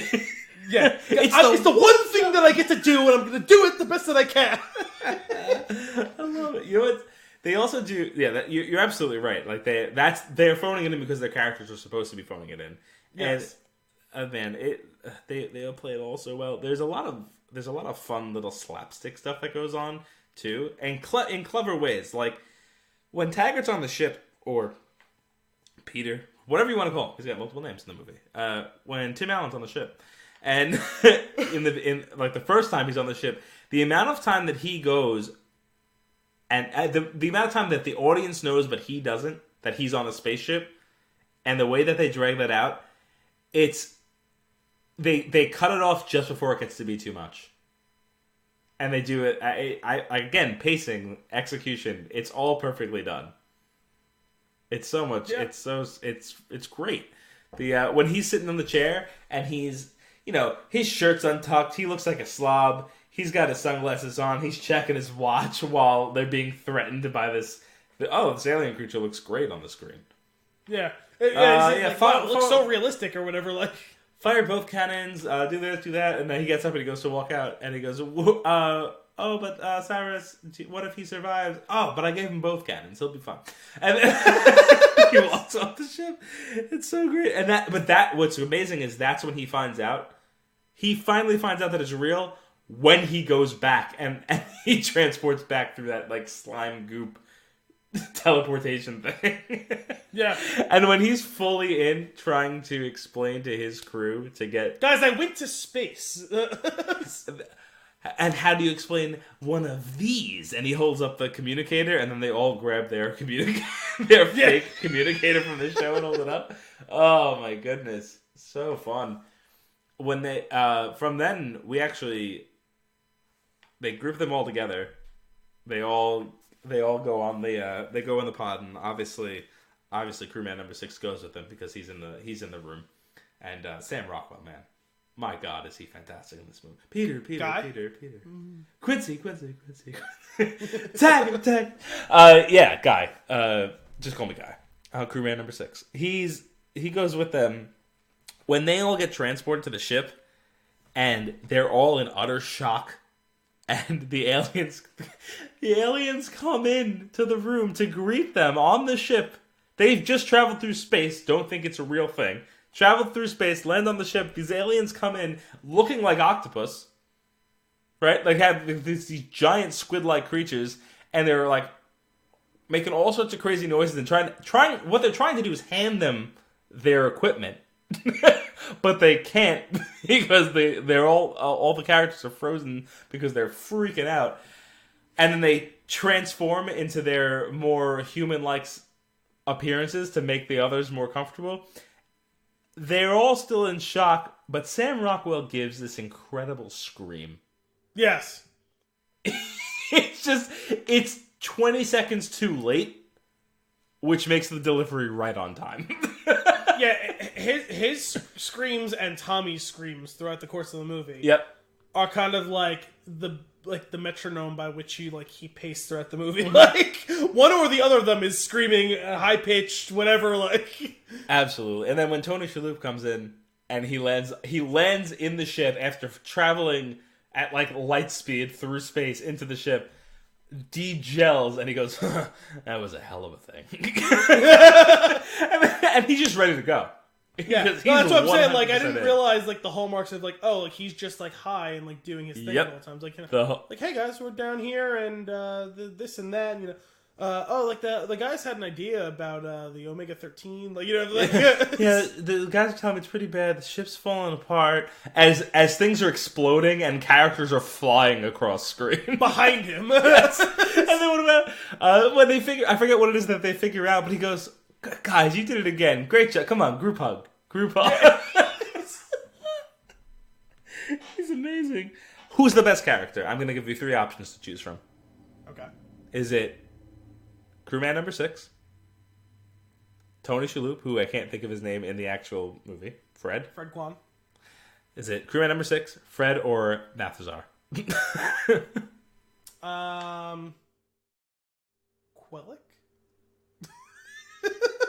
Which one's Quellic? The one who idolizes Alan Rickman. That one, he is pretty great. He's pretty. He also delivers the most dramatic scene in the movie. Yes. Rest the in one peace. that I referenced in our open. No, it's probably the right answer is probably either Fred or Guy. Mm-hmm. I've always thought it was Guy, but I think it's Fred. Fred just has some great, like, it's just like how cool he is, like, when he's setting up the whole thing with the matter transfer, when they're gonna beam him up, Scotty, and all that sort of stuff. Mm-hmm. Just say, yeah, hey guys, like, wow, that was a hell of a thing. Like, just like that understated, like, super cool. Like, guys, I think I'm gonna stay here. Like, Yeah. Oh, my favorite one, which I wrote it down because I actually didn't remember the line previously, but Guy goes, all right, I'm gonna go hold them off, and Fred goes, but that's suicide, and he goes, I'm just a crewman. I'm gonna die anyway. I gotta go out with a reason. He goes, do you ever think you were just maybe the plucky comic relief? And he goes, what? And he goes, plus, I just had a really good idea. He is stoned. He is stoned through the whole movie. It's great. I love the really the standout for Sam Rockwell is we'll do it like episode 78 or whatever it was. Episode 78. Yeah, you got a problem with that? Do you know what happened in episode 78? I don't know what happened in 78. I died in episode 78! Oh yeah, when they're on the plane, he's the only one that's that fully gets what's going on. And when they're on the planet, and she's like, "Oh, they're so cute," and he grabs Sigourney Weaver, and he's like, "Did you guys ever even watch the show? Yeah, I don't know what's gonna happen. I don't know how it's gonna happen. They might be cute now, but at some point they're gonna get mean and gross, and they're gonna rip us apart." I'm sure it's what. No, you don't know that. You don't know that. Yeah. I don't even have a last name. Do you even know what my last name is? I didn't have a last name. Oh my god, his screaming is screaming is gonna go one of two ways in a movie. It's either gonna be hysterical or annoying as hell. Yes. With him, it's hysterical. Yeah, because you even get some of that dichotomy with Tommy's character, where it's funny sometimes, and then it just gets annoying. Yeah. After a while, when they go through, they turbo for too long and the ship breaks or whatever it is, and he's screaming on the floor. Mm-hmm. That gets to be too much, but then when one of them picks him up and he's kicking his legs, it makes it funny again. That's the Family Guy school of yep, comedy. Absolutely. Now, you had mentioned Quellic, that's his name? Quellic, yeah. Quellic, being one of the best characters. Completely agree for one reason, and that is the scene where they beam the pig up.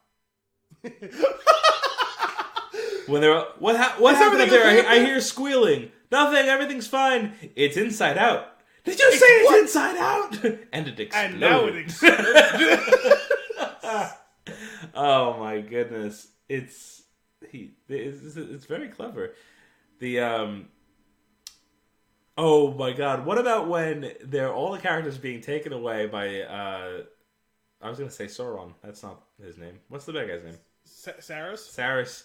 Saris's men is has them all being taken away, and then Peter and Alexander go back and forth, and he realizes, we're doing a bit, and they start a fight. Oh yes, like episode whatever. Yeah. But then after all that goes down, they pretty much they don't pull it off, but Fred opens up the hatch and they all go flying out, and he goes, "Door's a little sticky. I'll get one of my guys to come and take a look at it. Bring up a can of WD-40." They'll go because he's just completely in it. He's just in it at this point. Oh, definitely. Oh man, I could watch this movie over and over again. I did appreciate. Speaking of Saris, I think they did a good job balancing like his usage in the movie, because he is like the generic over the top like alien villain, right? Who is like just conqueror, death to all type of situation, like a very one note character with a little bit of cruel cunning to him, where like that's like they give him one interesting hook, right? Where his specific relationship to the Thermians and the way that they've like exploited and manipulated them, like the fact that they are this cruel, cunning, destructive race who fully knows their prey and knows exactly the way to hurt them, and revels in it. Yeah. But giving him that bit of like cunning where he's always a step ahead, even when they really have him to defeat, he still finds a way to keep himself a step ahead up until the very end. He just kind of runs out of luck. Yeah. I think they did a really good job of, you saw him a couple of times, he's here, he's there, but it's just the looming threat of him. Yeah. His idea of, like, understanding at the beginning that this is a relatively one-note character. Mm-hmm. His most interesting aspect is as a plot device, so let's just let him be that. He doesn't need a ton of screen time. He'll maximize it, and a lot of that is a credit to Robin Sachs. Rest in peace, by the way. Great voice actor. But just knowing, like, he's going to carry the few scenes we give him, right. So let's really play up that aspect, because you hear a lot of times with movies like this, we already said there's not many movies like this, but you know what I mean? Like, it's a criticism you see in the MCU a lot. Oh, like, they didn't fully flesh out the villain, they didn't give him enough screen time. That's a conscious choice, where it's, hey, we have a thing or two that's interesting, but really not enough. Yeah. We'll do more of a credit by just having the looming existential threat about him right be the most important part of him, and then let him really nail the couple of times we give him extended screen time. And then just get him out of the way, because what's most interesting to this story is this collection of characters doing the fish out of water thing and playing up the parody of what these sorts of people would be doing, and turning it entirely on its head in, okay, that thing that they were pretending to do, they gotta do for real now. Right. It's almost like the Trading Places type of thing, right? Where it's like, you know, could you do the thing on the other side, right? Would you be just as successful? Right. Except instead of trading places, it's, you know that thing that you pretend to do? Now it's real. Fuck you. What are you gonna do about it? Because... And playing up the sci-fi and the whole existential crisis that they're in, that's the more compelling thing. Like, it's the man versus environment situation as opposed to a man versus man. Absolutely. And understanding that that's the central narrative that needs to be fleshed out. So it's so well done. Building everything, the ship, the controls, everything off of the historical documents, and then especially when you consider how shitty, because it's not just like a network TV thing. It's specifically like the 1960s era of Star Trek. Yeah, exactly. Even though they were making that show in it, like the Pistons are so bad. Pulling on that and making that like the entire, like building the entire ship off of that, though, is what it adds so much to it, including like just when eventually Tommy's like rewatching the videos, and he's like, pedal to the metal, and he's making sure that he understands how to control the ship. And then my favorite thing was when they try to explain historical the TV to them. Yes. Surely you don't think Gilligan's Island, oh, those poor people.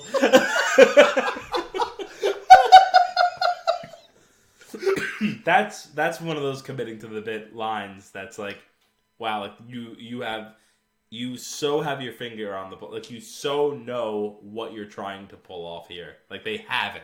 And yes, to your point, the Pistons, when they're going to the underbelly to find to where the Omega 13, was it where the Omega 13 device is? Is that where they're going? Yes.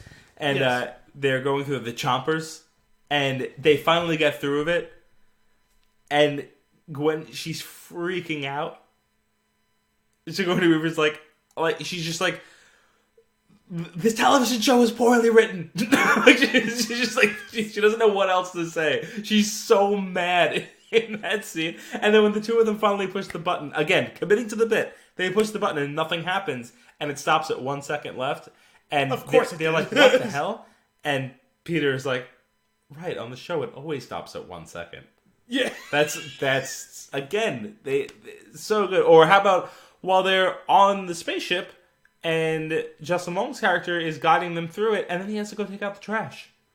That's back to that slapstick humor that I was talking about earlier. Like, it's just like what else is gonna happen? Really, he has to go take out the trash.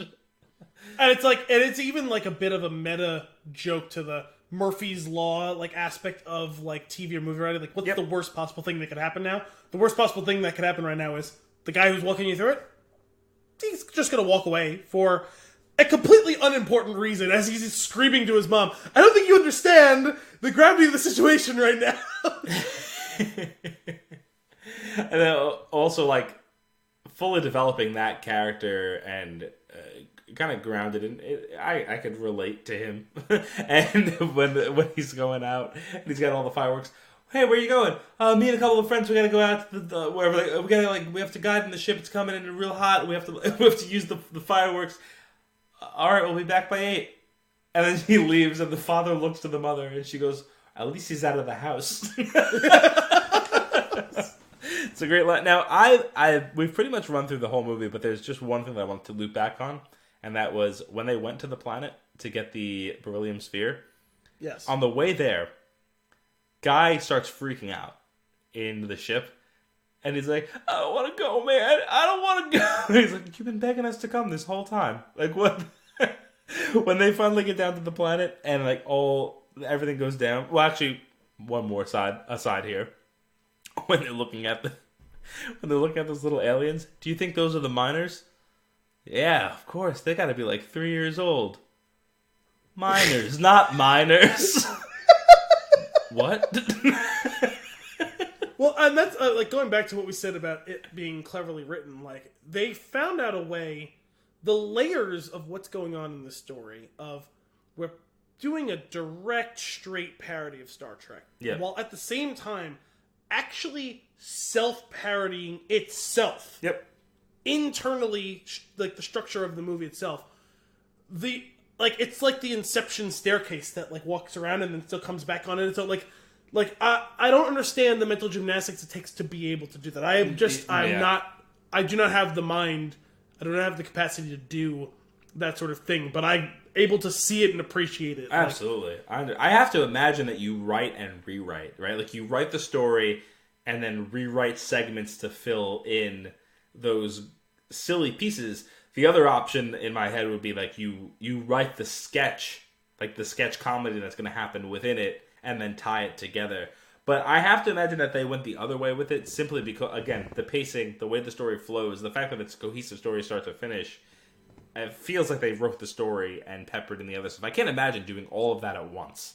Yeah, it just is incredible to me that they could both keep all these ties to the things externally that they're referring to, while also being able to refer back to itself and the things that it's building up throughout the course of the story. It's brilliant. And to what you're saying, like the balance of the characters and stuff, like they filled all the requisite roles, like of like the tropes of those sorts of things, right? Mm-hmm. Like the most direct comparable is that Taggart is playing the William Shatner himself, right? Mm-hmm. But all of them are really playing like a dark timeline version of that show, right? Where William Shatner becomes an absolute burnout, like dark depression. Maybe that's who he was in real life, but I've just never seen that or heard of that. Like he seems to play a parody like version of himself in real life anyway, right? But it seems like a relatively like happy-go-lucky version, and why the hell not? He made a ton of money, you know what I mean? Yeah. But like the aspect you're saying, where like all of them are like they can't get work elsewhere, like that's largely been true of the other like Star Trek characters. Right, but he's still able to live off of it. Yes. Yeah, and kind of eat it up. But at the same point, checking all those boxes was one thing. Again, the tie into the external motivation, but the internal motivation, they give everyone, even the lesser characters, not just within the crew, but like a Quellic or whatever, they give every one of them one time to shine. Yeah.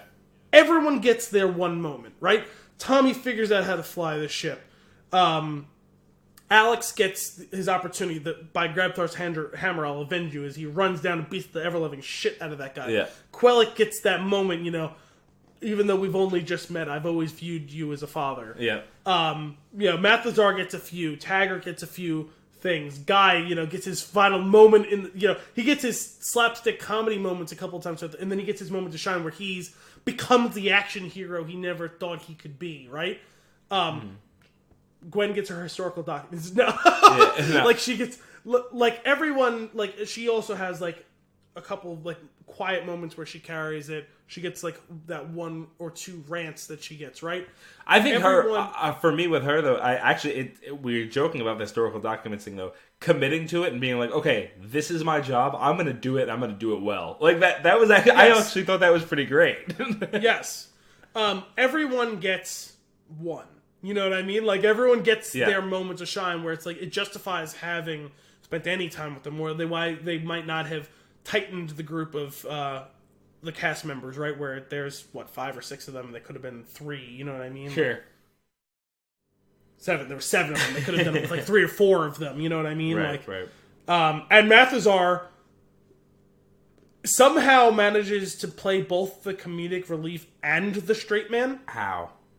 Which he was playing, like, what was his name? The hell of Abbott and Costello. He's playing Abbott and Costello. Yeah. How can you play Abbott and Costello? But he's like, because he's so literal, he's playing the straight man. Right. But everyone is laughing at his expense. Yep. Because of his character. Our last hope. He's playing such a caricature of that sort of the alien, like, where it's like 2 different world situation, but he's doing it as the straight man. Like, I don't understand how the amount of weightlifting he had to do in the role. It's incredible. On top, so, like, we've mentioned a lot of this already, but understand, like, they wrote a cohesive story. They pulled in these really hysterical side sketches. They did some reoccurring jokes throughout, reoccurring lines throughout, which, like, they really made they made the whole movie an experience. They didn't miss any of, like, the comedic beats, right? They even had the background jokes where the ones that you realize when you listen or watch the movie over and over again. Like, they're leaving the planet, and Gwen goes, "Come on, let's get off this planet before something kills Guy." Like, it's so aware of itself in the best way. Yes, that's what I'm saying. Like, the ability to jump through those hoops of referencing the thing that it both loves and wants to lampoon. Yep. And the best lampooning is done when there is a certain amount of love for the source material.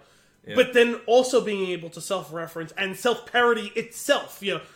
What about Guy? Right. Oh my goodness. I adore this movie so much. And I also think it's a true testament to how good this movie is, that from what I've seen, engaging some with the Orville, which in a lot of ways is a spiritual successor to this. Mm-hmm.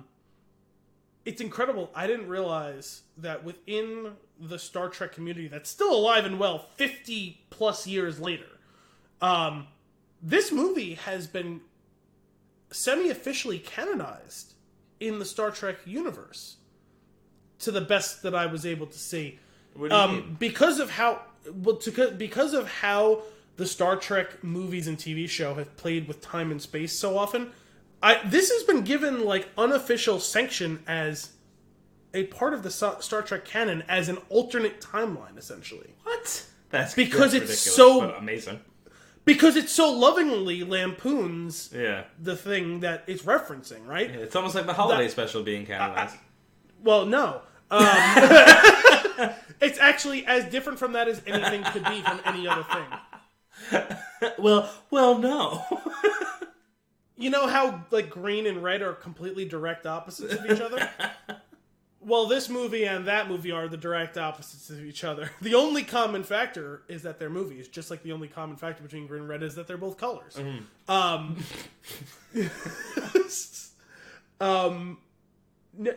From what I can see, I don't know if this is unanimous, but I think consensus has been grandfathered in as part of the Star Trek thing. And maybe we'll get... Listen, we would love to hear from you guys. If you're a huge Trekkie, maybe you hate what I just said. But what I was reading some stuff about... I think it was on a Reddit thing about the Orville.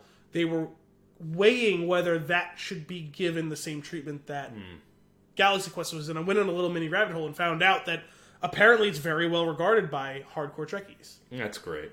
That's awesome. I was surprised. I thought they would hate it. It's so funny. It's so good. It's so entertaining. One of my favorites.